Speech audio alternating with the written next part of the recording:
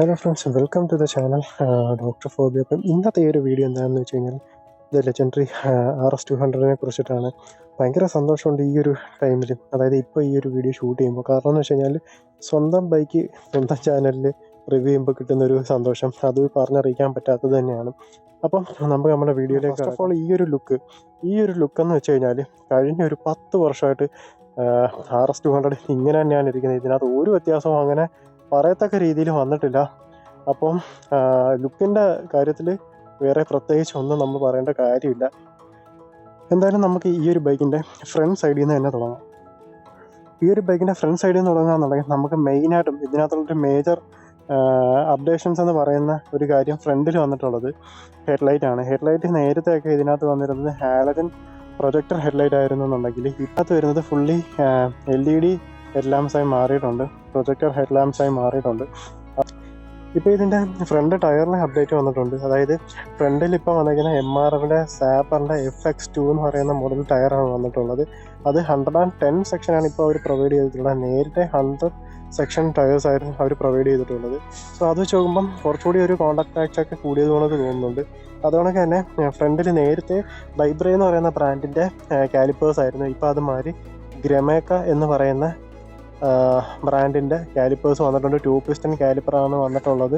ഫ്രണ്ടിൽ 300 mm ഒരു petal shape വരുന്ന ഒരു ഡിസ്ക് പ്ലേറ്റ് വന്നിട്ടുണ്ട്. അതുകൊണ്ടൊക്കെ ഈ ഒരു ബൈക്ക് ഡ്യുവൽ ചാനൽ ABS ആണ്.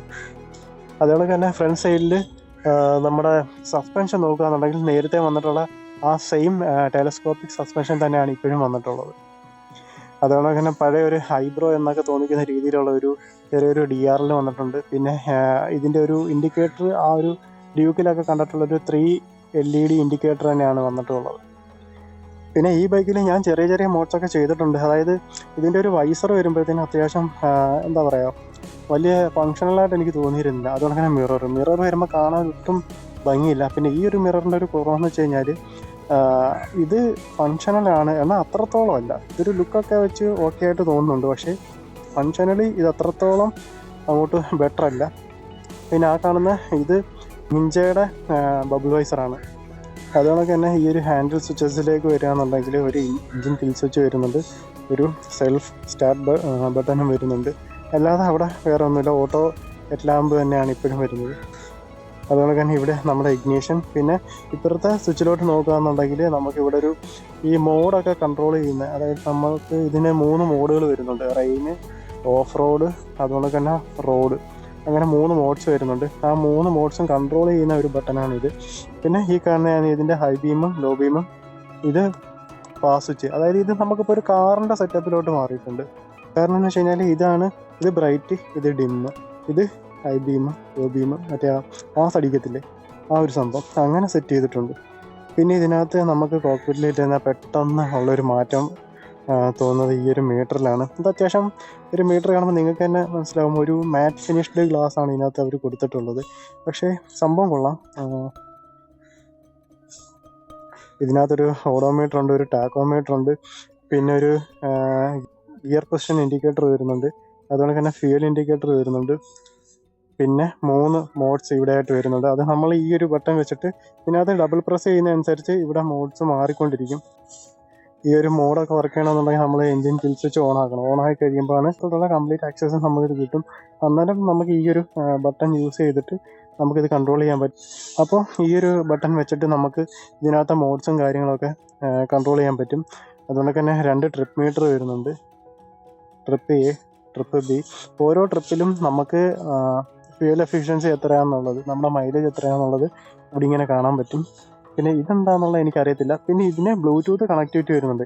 ഇവരുടെ ബജാജിൻ്റെ ആപ്ലിക്കേഷൻ വഴി നമ്മൾ ഫോൺ കണക്ട് ചെയ്ത് കഴിഞ്ഞാൽ നമുക്ക് ഇതിനകത്ത് 10x10 നാവിഗേഷനും, അതുപോലെ തന്നെ നമുക്ക് കോള് വരുമ്പോൾ അതിനകത്ത് നമ്മുടെ കോളറിൻ്റെ നെയിമും കാര്യങ്ങളൊക്കെ എഴുതി കാണിക്കും.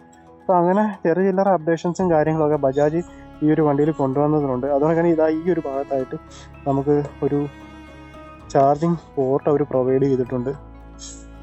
മീറ്ററിൽ തന്നെ അത്യാവശ്യം ബൈക്കിൻ്റെ ഒട്ടുമിക്ക കാര്യങ്ങളും അവർ ഡിസ്പ്ലേ ചെയ്യുന്ന രീതിയിൽ, മനസ്സിലാക്കുന്ന രീതിയിൽ തന്നെ ചെയ്തിട്ടുണ്ട്. പിന്നെ ഞാൻ ഈ അടുത്തിടയ്ക്ക് ഈ വണ്ടി ഓടിച്ചപ്പം എനിക്കൊരു പണി കിട്ടി. അതായത് വേറൊന്നുമല്ല, വണ്ടി ഞാനൊരു ഏകദേശം ഒരു 1000 കിലോമീറ്റർ ആയിട്ടുണ്ട്. അപ്പം 999.9 എന്ന് പറയുന്ന രീതിയിൽ 2 ട്രിപ്പും, അതായത് ട്രിപ്പ് എയും ട്രിപ്പ് ബിയും വന്നു കഴിഞ്ഞാൽ നമുക്ക് ഇവിടെ എൻജിൻ വാർണിംഗ് ലൈറ്റ് കാണിക്കും. ആദ്യമൊക്കെ ഞാൻ കരുതിയിരുന്നത് ഏതെങ്കിലും പിള്ളേരെന്തെങ്കിലും വയറോ കാര്യങ്ങളോ എല്ലാം വലിച്ചു വിട്ടായിരിക്കും എന്നാണ്. പക്ഷേ അല്ല, പുതിയ ബൈക്കല്ല, അപ്പം നമുക്ക് അങ്ങനെയല്ല ചിന്തിക്കാൻ പറ്റും, പലയിടത്തും കൊണ്ടുവെക്കുന്നില്ലേ. അപ്പം ആ ഒരു റൈഡിനിടയ്ക്ക് ഞാൻ പലയിടത്തും നിർത്തിയിട്ട് ഈ ഒരു വണ്ടിയുടെ പല കമ്പോണൻസ്, അതായത് ഇലക്ട്രിക്കൽ സർക്യൂട്ട് പോയിട്ടുള്ള പല വയേഴ്സും കാര്യങ്ങളും എന്താക്കിയിട്ടുണ്ട് ഞാൻ ഇറങ്ങി ചെക്ക് ചെയ്യുന്നുണ്ടായിരുന്നു. പിന്നെ ഇടയ്ക്ക് വരുന്ന വഴിയിൽ ഒരു ഷോറൂമുണ്ട്, ഓൾറെഡി അത് ക്ലോസ്ഡ് ആയിരുന്നു. ഒരു 6:30 ആയപ്പോഴത്തേക്കിനാണ് ഞാൻ അവിടെ എത്തിയത്. അപ്പോൾ ആ ഒരു ടൈമിൽ അവിടുത്തെ ചേട്ടനോട് ചോദിച്ചപ്പോൾ പുള്ളി പറഞ്ഞത് പുതിയ വണ്ടിയല്ലേ, ചിലപ്പോൾ സെൻസറിൻ്റെ എന്തെങ്കിലും ഇഷ്യൂസ് ആയിരിക്കും എന്നൊക്കെ പറഞ്ഞ് ഞാൻ ആകെ ഡെസ്പായി. പക്ഷേ എനിക്ക് എന്തോ ഒരു ഡൗട്ട്, കാരണം കുറേ നേരമായിട്ട് 999.9 അതിനപ്പുറത്തോട്ട് ഇത് റീഡ് ചെയ്യുന്നതേ ഇല്ല. അപ്പോൾ എനിക്കൊരു ഡൗട്ട് തോന്നി. ഞാൻ 2 ട്രിപ്പ് മീറ്റർ എടുത്ത് നോക്കിയപ്പം ഇത് അങ്ങനെ തന്നെയാണ് കിടക്കുന്നത്. അപ്പോൾ ആ ഒരു ടൈം ഞാൻ റീസെറ്റ് ചെയ്ത് 0.1 വന്നപ്പോഴത്തേക്കിനും സംഭവം ഓക്കെ ആയി. ആ വാർണിംഗ് ലൈറ്റ് മാറിയിട്ടുണ്ട്. നിങ്ങൾ എത്ര പേർക്ക് ഈ ഒരു സംഭവം ഇങ്ങനെ കാണിക്കുന്നുണ്ട് എന്നുള്ളത് ഒന്ന് കമൻറ്റ് ചെയ്യണം. കാരണം മേ ബി ഇത് എനിക്ക് മാത്രമുള്ളതെന്നുണ്ടെങ്കിൽ റിപ്പോർട്ട് ചെയ്യാം, അതല്ല ഇതിൻ്റെ ഒരു സേഫ്റ്റി ഫംഗ്ഷൻ ആണെങ്കിൽ. കാരണം സെയിം ടൈമിൽ 2 ട്രിപ്പും സെയിമായിട്ട് തന്നെ പോകുന്നതിൻ്റെ ഒരു എന്തെങ്കിലും ഒരു അഡ്ജസ്റ്റ്മെൻറ്റ് അവർ ചെയ്ത് വെച്ചേക്കുന്നതാണെന്നുണ്ടെങ്കിൽ നമുക്കത് ചോദിച്ച് മനസ്സിലാക്കാം. എന്നിരുന്നാലും ഞാൻ സെക്കൻഡ് സർവീസ് ആയി വരുന്നുണ്ട്, ആ ടൈമിൽ ഞാൻ പോകുന്നുണ്ട്. അടുത്ത വീഡിയോയിൽ അതിൻ്റെ ഒരു സംഭവം ഞാൻ അപ്ഡേറ്റ് ചെയ്യാം, അല്ലെങ്കിൽ എൻ്റെ ഇൻസ്റ്റഗ്രാമിൽ ഞാൻ അപ്ഡേറ്റ് ചെയ്യാം. ബാക്കിലേക്ക് വരുമ്പോഴത്തേക്കിനും ഇത് MRFൻ്റെ സാപ്പർ S1 ടയേഴ്സാണ് യൂസ് ചെയ്തിട്ടുള്ളത്. നേരത്തെ 130 സെക്ഷൻ ആയിരുന്നു, ഇപ്പോൾ നോക്കാമെന്നുണ്ടെങ്കിൽ 140 സെക്ഷനിലോട്ട് മാറിയിട്ടുണ്ട്. 140, 70 സൈസിലോട്ട് മാറിയിട്ടുണ്ട്. പിന്നെ ഇതിനകത്ത് മേജറായിട്ട് എടുത്തു പറയേണ്ട ഒരു കാര്യമാണ് ഈ കാണുന്ന ടെയിൽ ടൈൽ. അത് ശരിക്കും പറഞ്ഞു കഴിഞ്ഞാൽ എന്താ പറയുക, ഈ ഒരു കാര്യത്തിൽ ബജാജ് നമ്മളെ പറ്റിക്കുന്നുണ്ട്. പക്ഷേ എൻ്റെ പേഴ്സണലി ഉള്ളൊരു ഒപ്പീനിയൻ പറയുകയാണെന്നുണ്ടെങ്കിൽ എനിക്ക് ഈ ഒരു ടെയില് ഇഷ്ടപ്പെട്ട് കണ്ടു കഴിഞ്ഞപ്പോഴത്തേക്കിനും എനിക്ക് ഈ ഒരു ടൈലിനോടൊരു ചെറിയ ഇഷ്ടമൊക്കെ തോന്നി തുടങ്ങിയിട്ടുണ്ട്. കാരണം ടൈല് വെക്കേണ്ടുന്ന ഒരാവശ്യം ഇതിനകത്ത് വരുന്നില്ല. പിന്നെ ഞാൻ ഇവിടെ വരുന്ന ആ ഒരു മഡ് ഗാർഡ് അത് ഞാൻ റിമൂവ് ചെയ്ത്, എന്താണെന്ന് വെച്ച് കഴിഞ്ഞാൽ എനിക്കറിയില്ല. കാരണം അതിനൊരു പെർഫെക്ഷൻ ഇല്ല. ഒരു എന്താ പറയുക, ഒരു തോടെടുത്ത് കമത്തി വെച്ചേക്കുന്ന ഒരു ഫീൽ എനിക്ക് വന്നതുകൊണ്ട് ഞാൻ അത് ഊരിക്കളഞ്ഞു. പക്ഷേ ഈ ഒരു രീതിയിൽ ഈ ഒരു ബൈക്ക് കാണാൻ അത്യാവശ്യം നല്ല രസമുണ്ട്. പിന്നെ ഈ ഒരു ബൈക്കിൻ്റെ സസ്പെൻഷനെ കുറിച്ച് പറയാമെന്നുണ്ടെങ്കിൽ നൈട്രോക്സിൻ്റെ മോണോഷോക്ക് സസ്പെൻഷനാണ് അവർ പ്രൊവൈഡ് ചെയ്തിട്ടുള്ളത്. അത്യാവശ്യം സ്റ്റിഫറായിട്ട് തന്നെയാണ് തോന്നുന്നത്. അതുകൊണ്ട് തന്നെ ഈ ഒരു ബൈക്കിൻ്റെ എഞ്ചിനെ കുറിച്ച് പറയാമെന്നുണ്ടെങ്കിൽ ഇത് 199.5 cc സിലിണ്ടർ ലിക്വിഡ് കൂൾഡ് എഞ്ചിനാണ് വരുന്നത്. ഈ ഒരു ബൈക്ക് പ്രൊഡ്യൂസ് ചെയ്യുന്നത് 24.5 bhp 9750 RPM-ലാണ്. അതേപോലെ തന്നെ 18.74 Nm ടോർക്ക് 8000 RPM-ലും ഇത് പ്രൊഡ്യൂസ് ചെയ്യുന്നുണ്ട്. ഈ ഒരു ബൈക്ക് റെവ് ചെയ്ത് പോകാൻ അടിപൊളിയാണ്. ഒരു 6000 RPM-ന് മുകളിലോട്ട് വരുന്ന കഴിയുമ്പം ഇതിൻ്റെ ഒരു റൈഡ് ഫീൽ അങ്ങ് മാറും. ഇതൊരുമാതിരി അന്യൻ അമ്പി സംഭവം പോണൊക്കെ നമുക്ക് ഫീൽ ചെയ്യുന്നത്. കാരണം വെച്ച് കഴിഞ്ഞാൽ 6000 RPM-ന് താഴെ പുള്ളിക്കാരൻ അമ്പിയും അതിന് മുകളിലോട്ട് ചെന്ന് കഴിയുമ്പോൾ അന്യൻ ക്യാരക്ടറുമാണ് ശരിക്കും പറഞ്ഞാൽ ഫീൽ ചെയ്യുന്നത്. റവ് ചെയ്ത് കയറുന്നതനുസരിച്ച് നല്ല ഫണ്ണാണ് ഓടിക്കാൻ. താഴെ ഇരിക്കുന്ന ഈ ഒരു സംഭവം ഞാനിവിടെ ഉണ്ട് എന്നറിയിക്കുന്ന രീതിയിൽ തന്നെ ബിഹേവ് ചെയ്യും. ചെറിയ രീതി ഒരു 110 ഒക്കെ നമുക്കൊരു മോശമില്ലാത്ത രീതിയിൽ ക്രൂസ് ചെയ്ത് പോകാൻ പറ്റും. ലോങ് റൈഡ് ആണെങ്കിലും പോകാൻ പറ്റും. പക്ഷെ അതിന് മുകളിലോട്ട് പുഷ് ചെയ്ത് കഴിഞ്ഞാൽ എക്സോസ്റ്റഡായിട്ട് തോന്നും. അത് റൈഡറിനും ഒരുവിധം അങ്ങനെ തോന്നും, നമ്മളങ്ങനെ ചെയ്യാതിരിക്കുക. പിന്നെ വേറൊരു കാര്യം എന്ന് വെച്ച് കഴിഞ്ഞാൽ ഈ ഒരു പാനൽ ഗ്യാപ്പുകൾ, അതാണ് എനിക്ക് ഈ ഒരു ബൈക്കിൽ ഒട്ടും പിടിക്കാതെ തോന്നുന്നത്. ഈ ഒരു പാനൽ ഗ്യാപ്പുകളുണ്ട്. പിന്നെ ഈ ഒരു പ്ലാസ്റ്റിക്കിന് ഇവിടെ വൈബ്രേഷൻസും കാര്യങ്ങളൊക്കെ ഉണ്ട്. ഈ ബൈക്കിനകത്ത് ഏറ്റവും നെഗറ്റീവ് എന്ന് എനിക്ക് പറയാൻ, ഇപ്പോൾ ടൈലിലും എനിക്ക് അത്ര വലിയ സീനൊന്നും തോന്നുന്നില്ല. പക്ഷേ നെഗറ്റീവ് എന്ന് പറയുന്ന ഒറ്റ കാര്യം, എൻ്റെ പേഴ്സണലി എനിക്ക് തോന്നിയൊരു കാര്യം എന്ന് വെച്ച് കഴിഞ്ഞാൽ ഈ ഒരു ബൈക്കിൻ്റെ ഈ ഒരു വൈബ്രേഷനാണ്. പ്ലാസ്റ്റിക്കിൻ്റെ അല്ലെങ്കിൽ ഈ ഒരു കിറ്റിൻ്റെ വൈബ്രേഷൻ എന്ന് വേണമെങ്കിൽ പറയാം. കാരണം വെച്ച് കഴിഞ്ഞാൽ ഒരു 6000 RPM എത്തുന്ന ടൈമിൽ ഒരു വൈബ്രേഷൻ ഉണ്ട്. പക്ഷേ നമ്മൾ ആ 6000 RPM-ന് മുകളിലോട്ട് പോയി കഴിഞ്ഞാൽ വൈബ്രേഷൻ ഇല്ല, സ്മൂത്താണ്. അതെന്തുവാന്ന് എനിക്കറിയത്തില്ല. ഒരുവിധപ്പെട്ട RS യൂസേഴ്സിനൊക്കെ അങ്ങനെ തന്നെ ആണെന്ന് അവർ പറയുന്നുണ്ട്. അത് മേ ബി ഇതിൻ്റെ ഒരു ക്യാരക്ടർ ചേഞ്ചിങ്ങിൻ്റെ ഒരു ബൗണ്ടറി ലൈൻ എന്ന് വേണമെങ്കിൽ നമുക്ക് കാണാൻ പറ്റും. അതുകൊണ്ട് തന്നെ എക്സോസ് നോട്ടും കാര്യങ്ങളൊക്കെ അത്യാവശ്യം നല്ല സൗണ്ടും കാര്യങ്ങളൊക്കെ തന്നെയാണ്. നമുക്കൊരിക്കലും ഒരു മടിപ്പ് തോന്നുന്ന ടൈപ്പല്ല. ശരിക്കും പറഞ്ഞാൽ എക്സോസ് നോട്ടും കാര്യങ്ങളൊക്കെ അത്യാവശ്യം നല്ല രീതിയിൽ നമുക്ക് ഫീൽ ചെയ്യുന്നതെന്ന് വെച്ച് കഴിഞ്ഞാൽ ഇതൊന്ന് ഓടിക്കയറണം.